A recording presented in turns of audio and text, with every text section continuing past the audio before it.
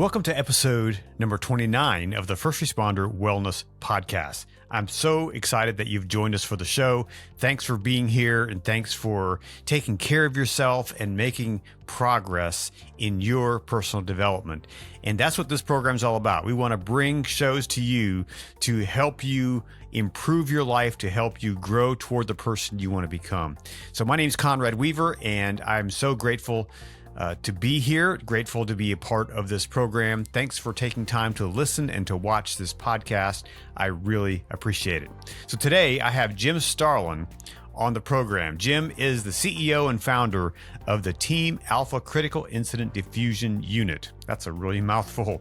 Jim has a diverse background in about every aspect of the first response community in his 40 years of service. He has quite a resume as a firefighter, a medic, a 911 dispatcher, a corrections officer, an air medical telecommunicator, and a regional emergency manager, and a disaster response mobile field hospital team leader.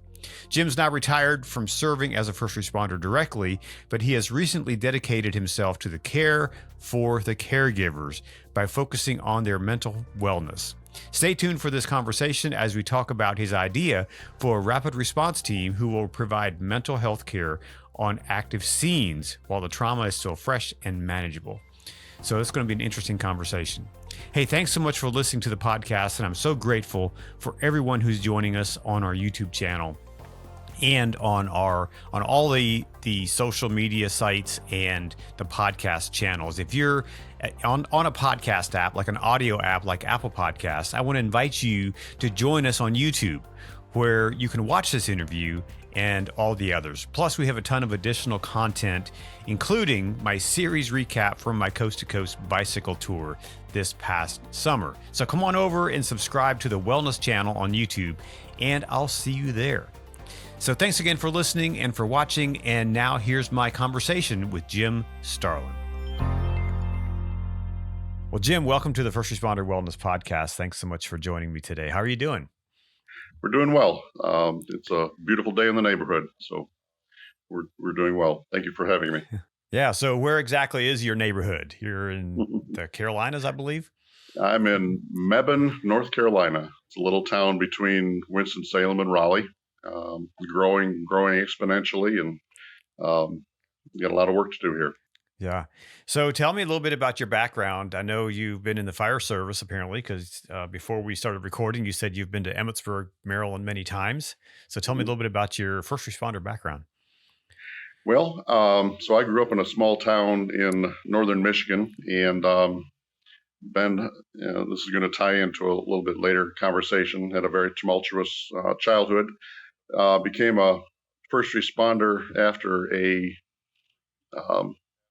rather traumatic event involving the witnessing of a motor vehicle accident. And, for most first responders, there's several reasons why they get into it. They have either a calling or, they just like to drive fast and with lights and sirens.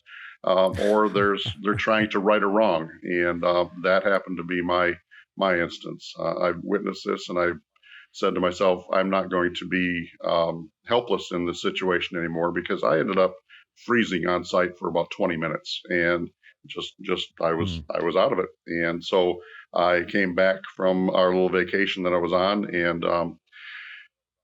became a firefighter, and then got my EMT license, went on for paramedic. And of course, all our first responders, they have to be busy, right? Doing something with that crazy schedule that everyone has. So I had downtime. So I became a 911 dispatcher. And then there was a part-time offering in that county sheriff's department that I was working for as a corrections officer. So I took that too. And so it just kind of progressed upward, right? And one thing led to another. I moved from Michigan down to North Carolina. I took a position at UNC hospitals with their critical care transport unit as an air medical telecommunicator. And then Hurricane Katrina hit. So I was at UNC for 10 years, responded to, just like thousands of other responders, went down to the Gulf and helped out with that response. I oversaw a disaster response mobile field hospital for 2 weeks down there, and came back, and I led that state medical assistance team for another 10 years as a regional emergency manager. And that's where it kind of capped. We did that for a long time, and just like any other person out there, every stage of that progression through your career lends some memories, whether it be good or bad. And so I came to the realization that the bad were overtaking me, and I needed to just step back and do some just relax for the first time in 30 years. And so What were some of those things what were some of those maybe symptoms that made you say, there's something not right here? What were some of those, what was showing up in your life? Well, I think a lot of it was education. For one, realizing and understanding.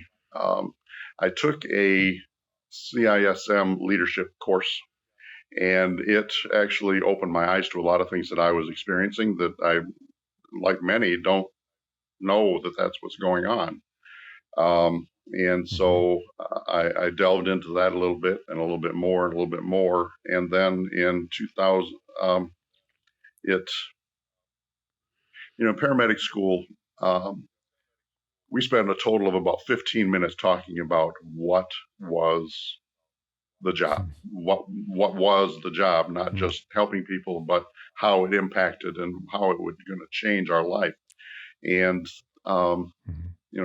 that really resonated with me, that we only spent 10 to 15 minutes on something so important. So that's what brought everything to light. And, PTSD, and I hate that term. It's an injury. There's a disorder component, but it's huge. And so starting to realize what exactly it was brought me around to understanding where I was at in life. So and so in your, once you kind of understood that, what did you do? What was your action step to kind of help yourself first before you even started helping others? So, there's a lot of different side effects per se of post-traumatic stress, and one of them is relationship issues. So after 2 marriages, I realized that, this is impacting more than just me. I started, trying to make more time for myself, took up a hobby, started woodworking, doing stuff for me. I backed down from having 2 and 3 jobs to just one, and allowing myself to just be and understand that that's okay. We get so, especially as rookies, you're fresh into it. You want to do everything. You want to be there at the station all the time, ready for the call, but you're forgetting about the other half of your life. And so that was what kind of really made me start my healing process. Was there anything specifically that you did that was really effective for you in your healing journey? I wouldn't say there wasn't just one thing. It was, well, I take that back. It's very cathartic to talk about it and to be open with it. The clinic statistics show that the more you talk about an issue, the easier it is to talk about it and to understand it. So beginning to talk about the issues with peers and coworkers, and I think that more than anything has helped me gain momentum in overcoming what I've dealt with. There's such a stigma, and I know it's been talked about ad nauseum, but it's necessary for everyone to understand that, one, you're not alone. 2, it's okay to not be okay. And 3, you don't have to be there. There are things and people out there to help you. And so one of the individuals that responded to me or with me to when I went down to Mississippi after Katrina. Is a very close friend of mine now, and he is a PhD. He's a clinical psychologist, and we started talking, and he has helped me tremendously as well. So reaching out to the those that are there and using the tools that are available, and not being afraid to use them. Those are key points for me. So. So, how have you seen the conversation around these things develop or change over the years that you were working and into the current time? You know, how has that conversation gotten better or not in your experience? The It depends on where you're at. I've found, so I worked in many different agencies in different regions of North Michigan, and then I moved down here to North Carolina, and it's a different culture. It's a different work culture according to the different agency that you work with. The good old boy belief and suck it up and move on if you can't take it while you don't belong in this profession is still very strong. But I do see a transition happening. It's very slow. It's very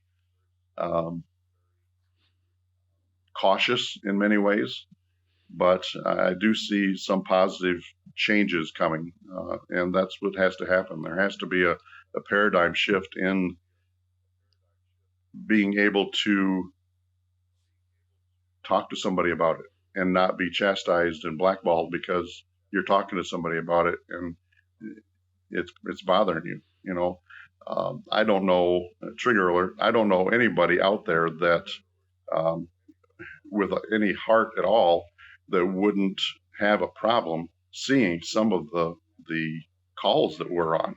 And I think a lot of that is just education, and people don't stop to think whether they it's just not in their they don't want to, or they just don't think about, oh, that does happen. The things that we see and have to do and smell and hear, and police officers in particular, they're called every day to do things that just for an example, raising someone else's child, correcting them when they need to be corrected. It's hard. And I think when we get into, and I know I'm going down a rabbit hole here, I think when we get into training the new responders and fresh out of the academy, you know, some of these people are fresh out of high school. They don't have any life experience to draw on to be able to manage these issues when they're called to. Some of them can't even manage themselves, let alone somebody else's emergency issues. So it's very it's a convoluted problem. But I think with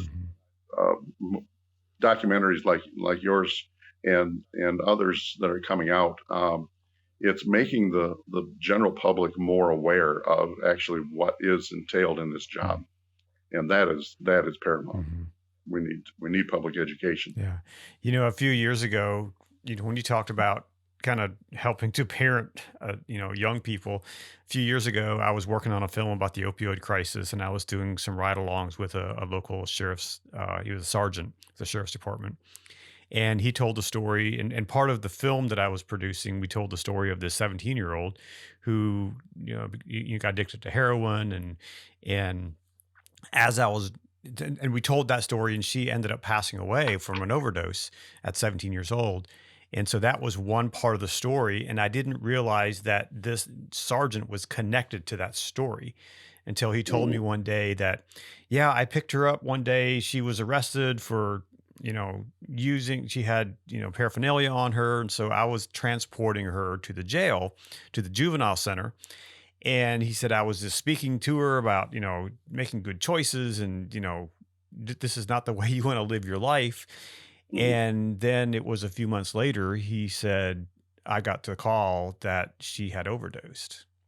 and that kind of impact, I could see how it impacted him.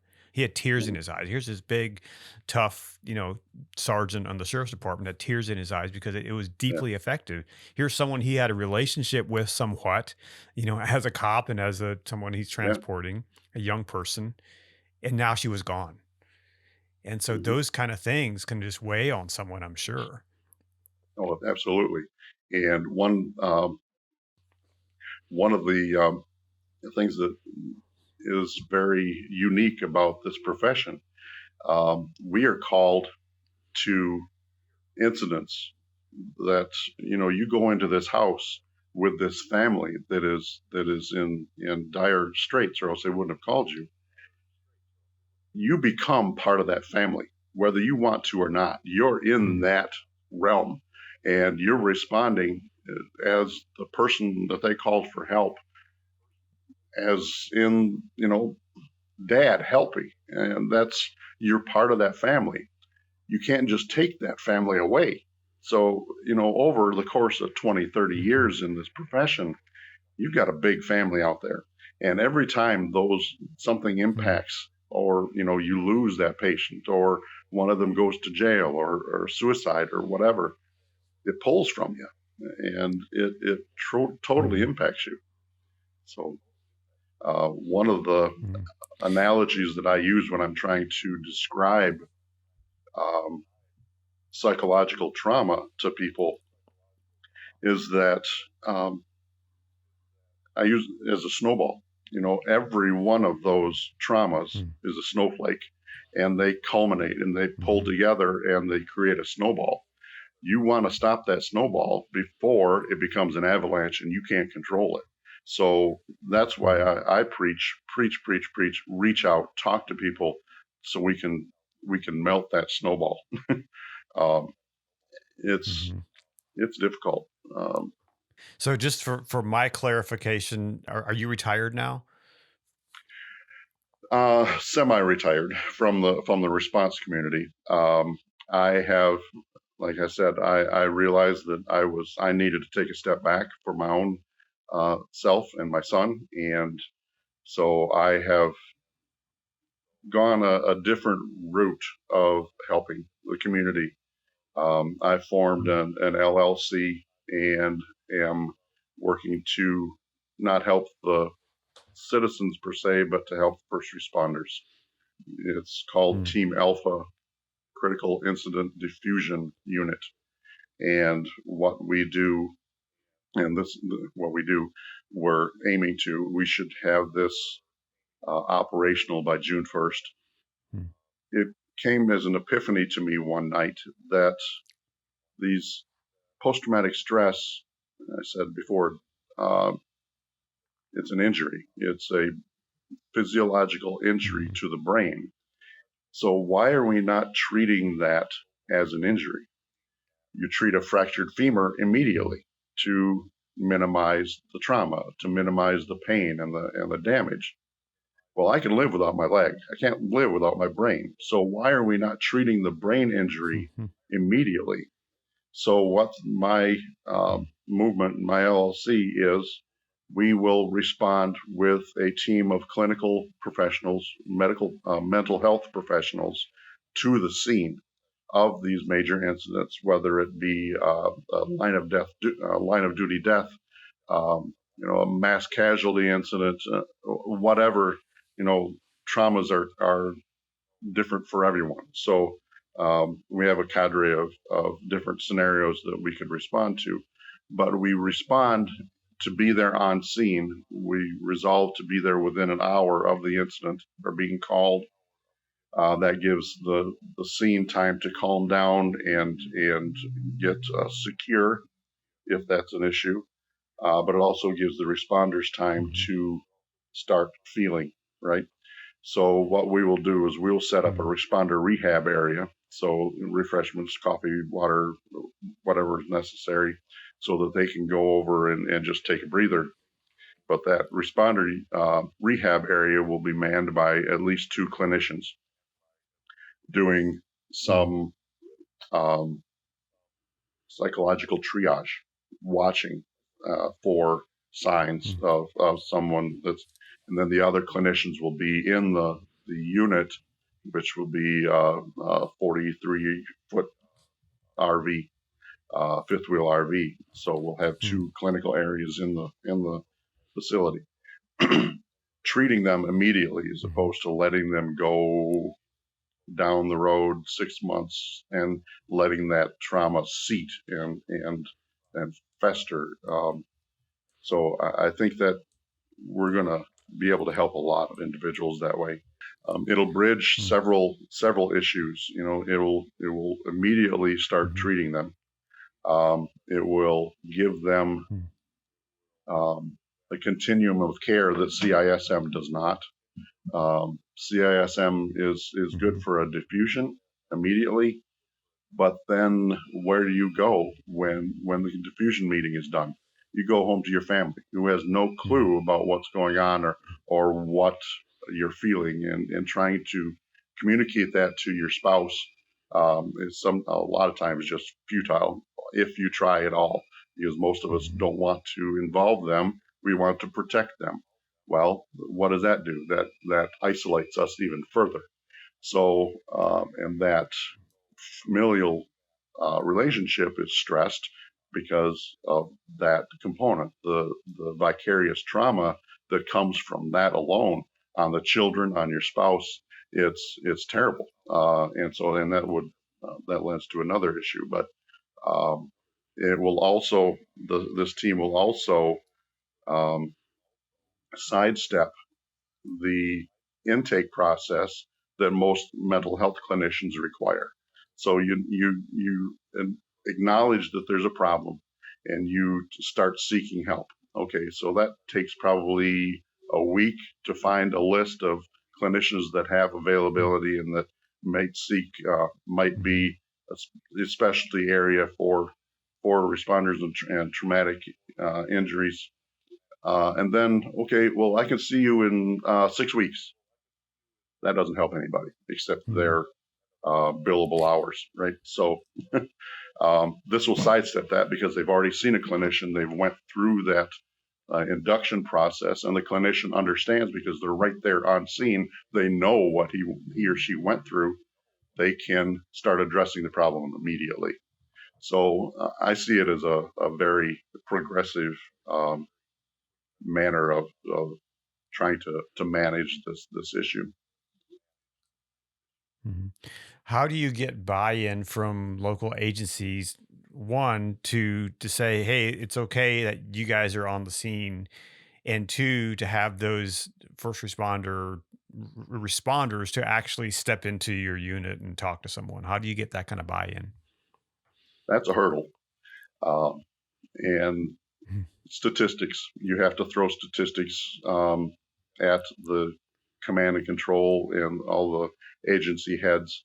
I have started to reach out to the not HR, but to risk management and break down the numbers to show the cost benefit from being proactive in helping your employees that you have now, as opposed to losing that employee, paying them benefits for multiple years down the road, plus what they're going to have to pay out. It all comes down to the almighty buck.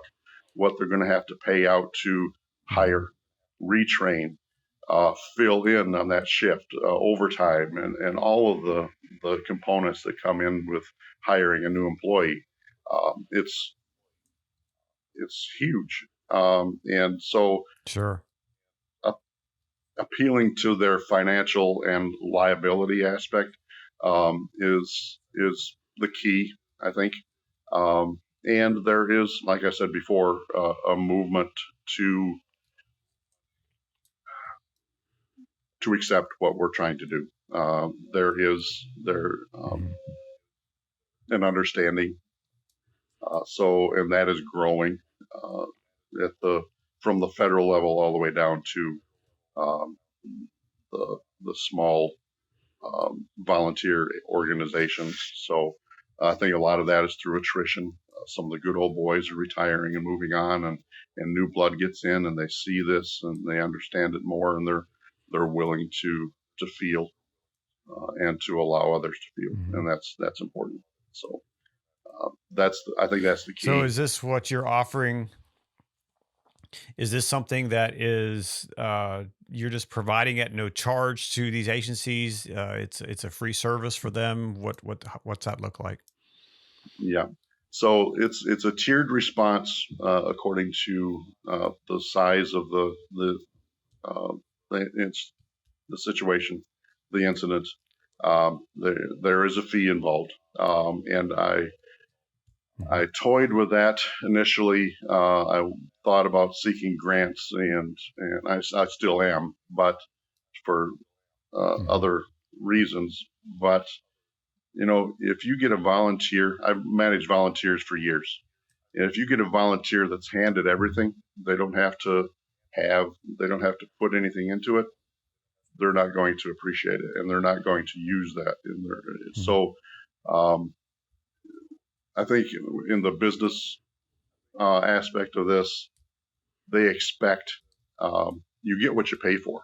That is a mindset that is across the country. So if they're not paying something for it, they're not going to see the value in it and use it. Well, we don't use it. We don't have to. We're not going to pay it. We're not no loss, right? So if they pay for it,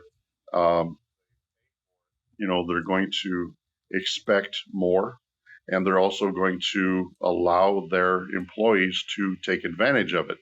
Therefore, that kind of overcomes that stigma too. If they've got a dog in the fight, well, they're going to want to watch that dog and make sure that dog performs. So we will charge. It'll be a yearly contract for our services. Like I said, on a tiered response. Has this kind of program been done anywhere else in the country? On a very limited scale. I see several popping up across the country, West Coast a lot. I think LAPD has a unit that is similar, not to the extent that we're doing. A lot of it is internal, just for their department, but not to, we're looking to cover, and thank goodness we're hopefully not going to experience this calamity where 15 or 20 different agencies are hit all at once, but we're going to be covering, from the base where these units are located, an hour's response time as a response area. So there are a lot of agencies in there that can take advantage of this. Are you familiar with Lighthouse Health and Wellness? It's a mobile I've heard app for that first responder agencies. So they were a sponsor. Full disclosure, they were a sponsor of my PTSD 911 film, and they also sponsored my coast to coast bike tour this past summer. Well, a part of the bike tour, the founder purchased an RV that came along with us, and they had it wrapped with their insignia and their logos and stuff. But his mission, his goal is to create exactly what you're talking about, these units that are response units. And that RV that they purchased for our trip, they're now using that in Orange County to develop that kind of a team. And so maybe that's something that I can connect you to, and you guys can talk and share what you're doing, and he can share what his vision is, because he wants to create these units like this, response units all over the country, and to have this capability. So maybe that's something that I can connect you guys, and you can have a conversation about it and see where that goes. That would be wonderful. The equipment, we can get equipment, but the key component to this is the clinicians. We have to have clinicians that are trained and understand the clientele that we're dealing with.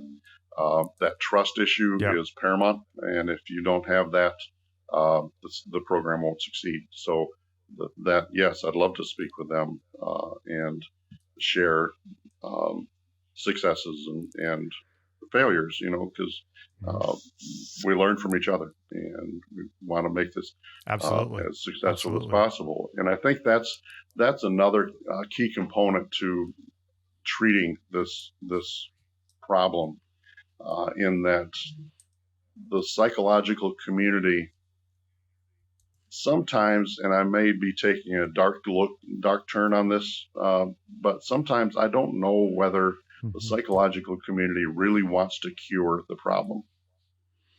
There's because billions it of pockets. dollars. Right. There's billions of dollars every year spent on mental health care. And that's not including the pharmaceuticals that are prescribed. So what is the incentive to fix the problem? Well, we are the products of that. And so the stance that I take, we have to take care of ourselves. And we have to overcome that. And I've used this analogy before too. As responders, we are almost mental cannibals for each other. We will eat each other up on scene. If you do something wrong, nobody ever forgets it. We've got to get over that. Everybody's human, and everybody needs something. So, we can't be our own worst enemy because we've got enough enemies out there fighting us as it is. So we got to take care of ourselves. So in the some of the things that you sent me in an email, you talked about the Children Behind the Lines Foundation. What is that, and what is the work that organization does? So that goes back to the vicarious trauma that comes home with mom or dad from the job. Children don't have the coping mechanisms or the ability to understand at all what's going on. All they see is that mom and dad are fighting, or dad doesn't want to go to my games, or why doesn't he want to play? We've got to help them. But at the same time, we have this stigma of the responder not wanting to reach out because of being labeled by their employer, by their coworkers. Well, I've realized in my personal experience that if you go to your employer and say, "Boss, I've got to go get some help," that immediately triggers, "Oh, you got something wrong with you. We got to put you off from work." And your coworkers is the same, if not worse. But if you say, "Boss, my daughter is having issues. I've got to take her to the doctor. I've got to have a couple weeks off to help her," all the troops rally around you and help you. They support you because you're helping your family. Well, okay, so let's help the family. Let's help the children. But at the same time, that child can't heal unless they are healing as the family, because the family portion of it is the problem. The child is not the problem. So we address the problems with the child by treating the child, the family unit as a whole component, but treating each individual too. So what's included in that? That first responder. He's getting the treatment that he needs under the guise of treating their child. So it's a win-win for the whole family, and you can't heal one without healing the whole. So that's where we're going with that. The Children Behind the Lines Foundation, it's a nonprofit. The paperwork's in. We're just waiting for the feds to say, okay, we'll address that. And the overall goal is to have a facility where these families can go to rebuild, to reunify as a family unit. And that will be not just a 2-day retreat. It will be a week. If they need 2 weeks, they will take 2 weeks. If it will be someplace where they can go to live in their own home on site, and close enough to, they can walk across the courtyard to treatment. We'll have, this is the vision, we'll have equine assisted learning. We'll have gardening, fishing, outside activities, along with the therapeutic components in the clinical setting.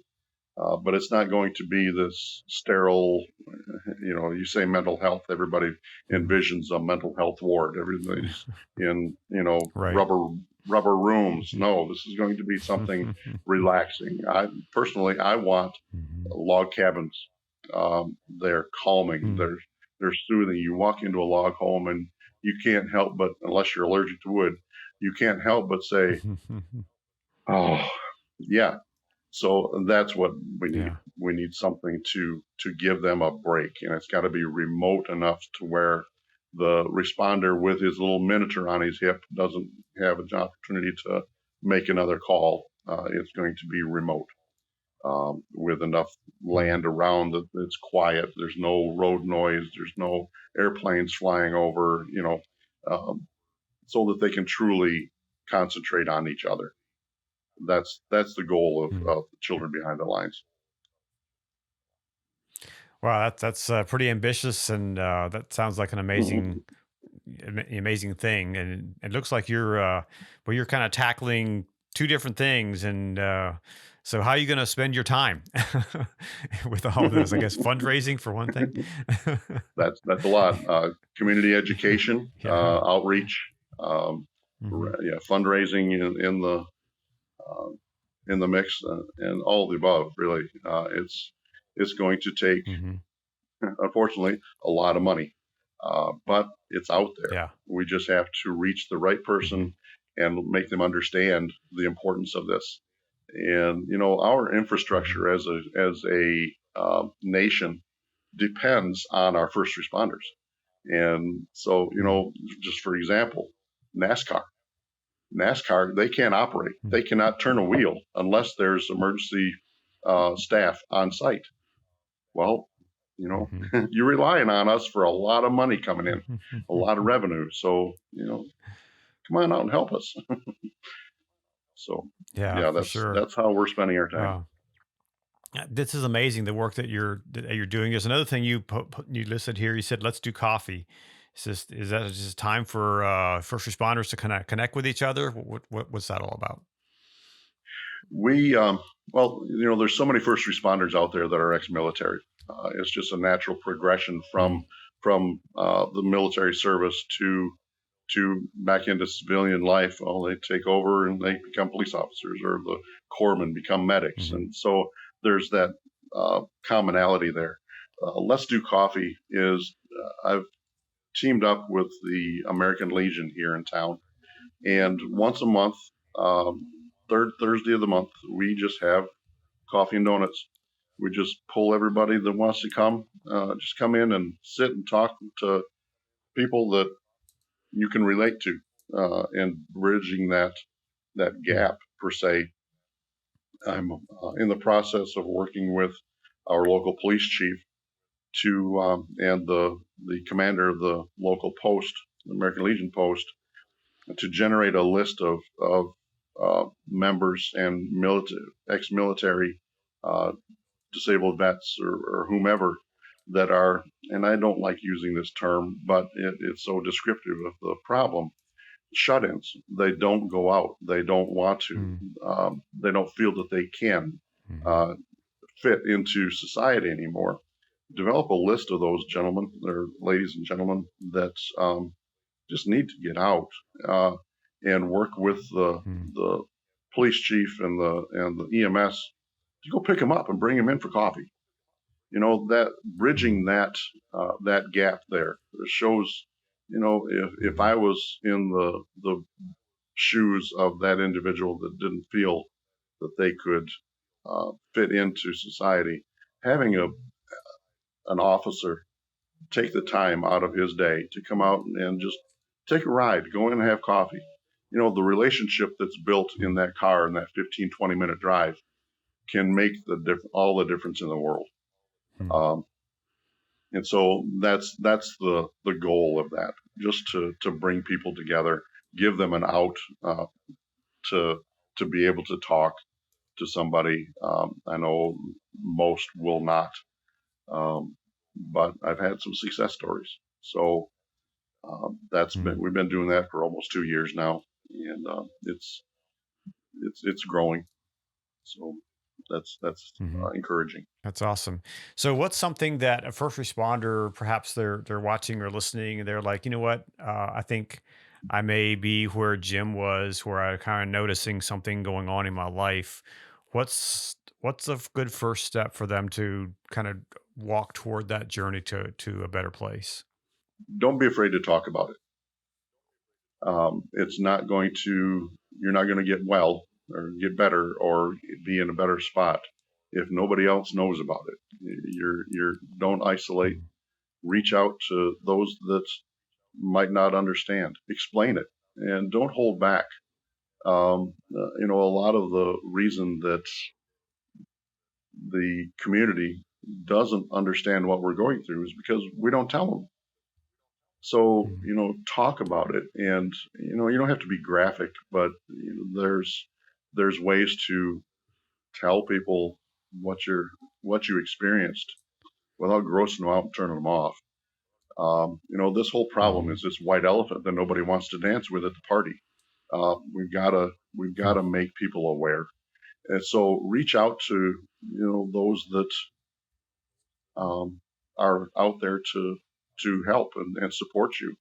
Um, and that's another goal of mine. Yeah, I've got a couple. Is to um, establish an easier way to find resources. When you're in Mhm. this trauma, when your mind is in that fight or flight mode, you don't have the rational thought processes. You just can't. It's physiologically impossible. So to try and sit down in front of a computer and search, linear thought is beyond you. So how can you find help? Well, it has to be easy. It has to be right there in front of you. So if there's maybe a coworker, maybe a relative, maybe somebody walking down the street that you heard was a veteran or was a first responder, retired, um, just talk to them, or reach out to them, and don't be afraid because it, it's not going to get any better unless we take on that the responsibility. And there's purpose in the pain. I don't know whether you've heard that uh, Mhm. phrase Mhm. before, but Mhm. we've experienced it. We've gone through it, and that's not going to change. The fact that it happened, we can't change that. What we can change is how we manage it, how we interpret it, and what we do with it. So if I've seen a lot, I've not seen as much as many people have, but I believe that I've seen that for a reason, so that I can reach out to others and help them, putting purpose to that pain. Start volunteering Mhm. someplace. Just get out and do. I think is key to that healing process. I really like that purpose to pain. I think that's something that's I'll probably name this episode. That would be the title for the episode. That is so important. And you know, in looking at my own life and just reading and understanding the human being, understanding the human journey, you know, we we don't learn much on the easy things. We don't learn much on the easy days. Mhm. You know, it's the hard days that we learn the most. And if we can turn that Exactly. pain of hard times and hardships into something that can learn and that can help us move forward, then that's where that experience can turn into a positive instead of Mhm. just sucking us Very down much so. into depression and hopelessness. Oblivion.